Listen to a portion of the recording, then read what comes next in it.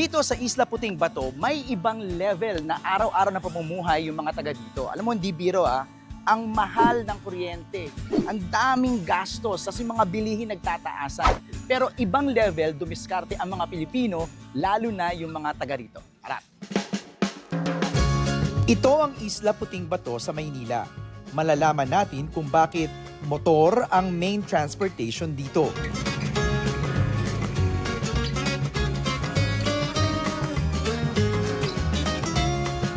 Ayan, tingnan nyo, grabe, napakakipot ng daan. Pero imbis na maglakad ka ng malayo, sumakay ka na lang ng habal. Yun ang naging trabaho ni Kuya Ibrahim. Magkano ang bayad dito kung magpapahatid? Minimum 20 lang. Minimum 20 pesos ang bayad dito. Sa 5 ektaryang sukat ng Isla Puting Bato at higit 654,000 na populasyon, katumbas na ito ng isang munisipalidad sa Pilipinas. Pero ang ibang level dito ay ang diskarte sa buhay ng mga residente.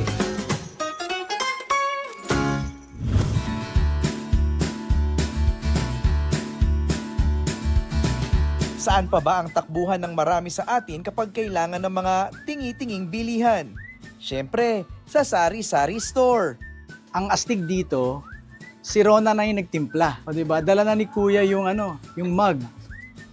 O, si Ate Rona na rin naglagay ng asukal.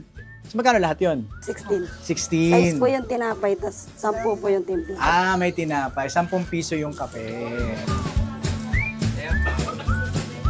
Ang galing, no? Parang lahat pwede mo nang bilhin dito. Parang one-stop shop na siya. Okay. Napansin ko din tong mga tinda mo dito. Ano tong mga to? Ito po ito po asin. Asin. Ito asukal po. Okay. Tas ito po mantika, suka. 5 piso po to, tas ito 10 po. Mas mabenta ba pag ganyang tingi-tingi? Opo, mas mabenta po kasi yan po yung afford ng mga tao. Hindi na bago sa mga Pilipino ang umasa sa mga tingi-tinging produkto. It's economics. Sa lahat ng mga bansa, na lalo na pag third world country, yung kultura ng tingi, nandun talaga siya. Ang tingi kasi is a retail strategy. Maganda yung kultura ng tingi, lalong-lalo na kung talagang ang community mo ay hindi naman talaga kayang makapaglabas ng maraming pera. Ito yung mga sabi nating namumuhunan.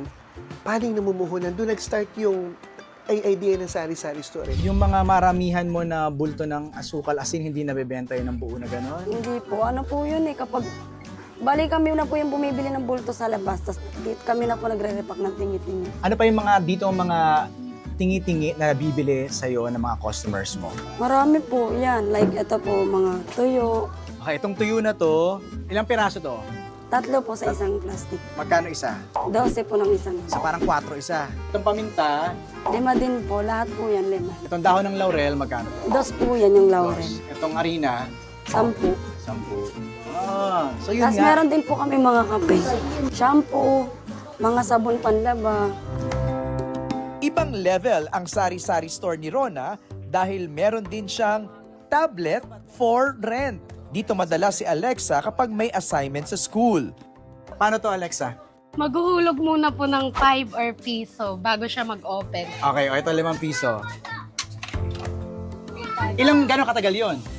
Ano po, 15 minutes. Pwede ka pong mag-tablet, mag-TikTok, or kahit ano, pwedeng Pwedeng manood ng video. yes po. At para full package, isama na rin natin ang Piso Wi-Fi. Pag nag-insert coin na po siya, like ganito. May nakalagay, Opo, insert po, money. insert money. Tapos, Pasok tayong pera. 5 piso yung nilagay ko. Ayun, amount 5. opo. Done paying. Okay na po, may signal na po siya. Ah, tapos gaano katagal yun? 3 hours po. Mahaba na. Kahit pa marami akong pera, konti ang pera ko, pinag-uusapan dito yung saan ka makakatipid. Hindi na to comfort lang, it is a necessity.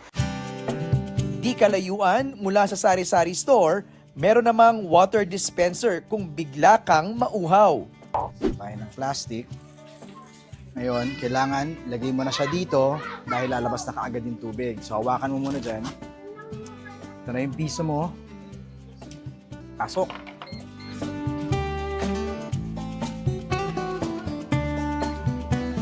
Solve. Piso tubig. Ayos.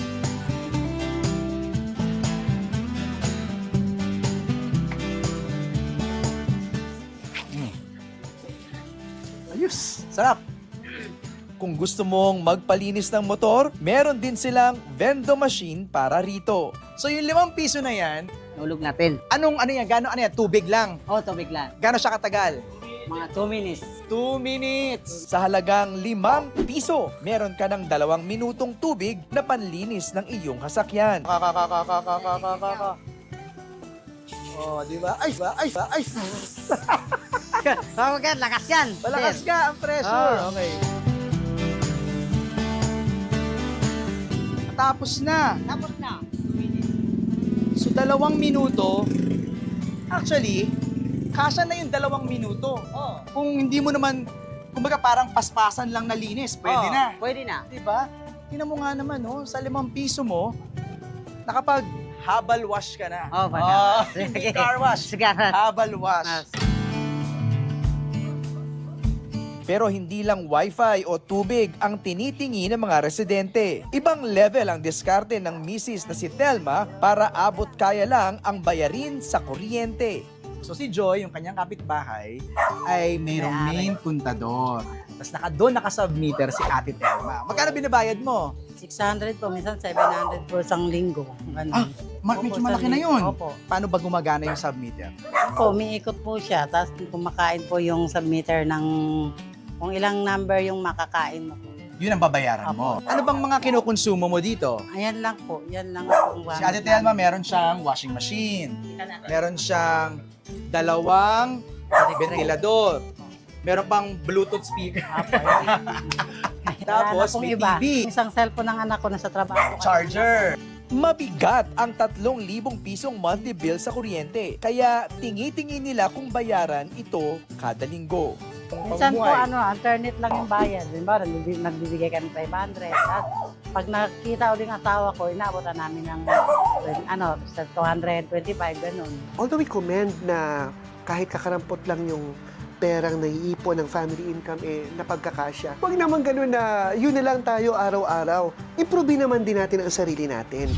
Dito sa Isla Puting Bato, nakita natin ang halaga ng piso at kung ano-anong produkto o serbisyo ang katumbas nito sa kanilang pamumuhay. Hanggang kwento na lang ba ng kanilang diskarte yung maririnig natin? Sana, and actually hindi sana dapat may ibang level ng tulong na dumating mula sa pamahalaan para maiahon sila sa patingi-tinging pamumuhay.